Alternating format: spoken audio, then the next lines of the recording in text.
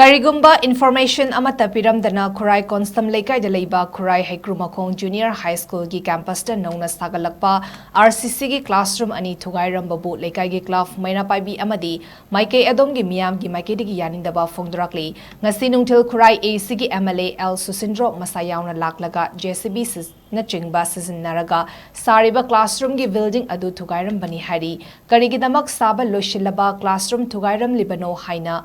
Hangba wahanga loinena lenga ki mari lenaba authorities singna action lokhatpiu haina MAIKEI ADOMGI MIYAMGI MAIKEIDAGI PHONGDORAKLI adum oinamak thazaba yapa pau amagi likhun matung inna MLA Susindro gi MAIKEIDAGI PHONGDORAKPAGI matung inna school adu sanaba haikiba mafamda saramdabadagi Thugaibani Hairi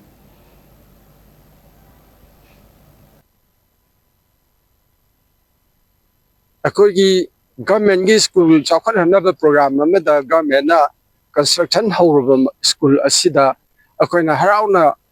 yingduna senaduna lejabani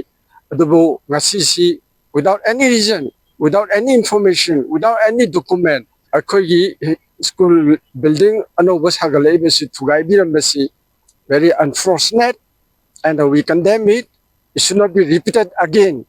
in Manipur, anywhere in the world. Masi akoy hajaningi haina ay ngasi se kung anige minitra tabakanda ay ngonda pool tore ay LEIKAIGI naunu pising mana ise asmai tong na ko school no ba sabado Thugaire na ada ay sibabat tholok padu di Thugai budu loirambe adugo JCB so somda mamai leiraga loina mak already the thawdagi leiramme aduga adubo ay na ay gipenda base hangning ni mangondo ay question je sarkari gi damak to no kan amu lechi ngasi silai bakti bana koi gi mara PAIBI ngi so koi gi mamangi school popular high school seida self help group ki moigi meeting ama lei hadana mayam se loina satkiba adu timing sitin da mera PAIBI jo bau leite ai ani hum khaktane aduna ai isamak yawraga ai se chela kan sars dai wahang hangning bane aina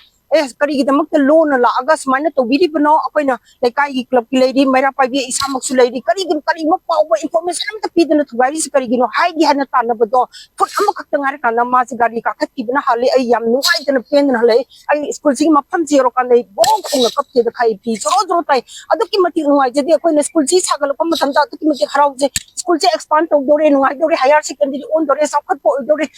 smart city ole Kuting magsisa ko laban kalu da ako ithamoy dito ati mati nuai sa popoksa bani adu puna magsige ona tena ba to bidi se adu ki mati ko Khurai HEIKRUMAKHONG bo handa na yang bamiyang ni LEIKAI si bo sita bani hana lawing asige tabok tabok nga sige ay hay ning alay tena pandim to yan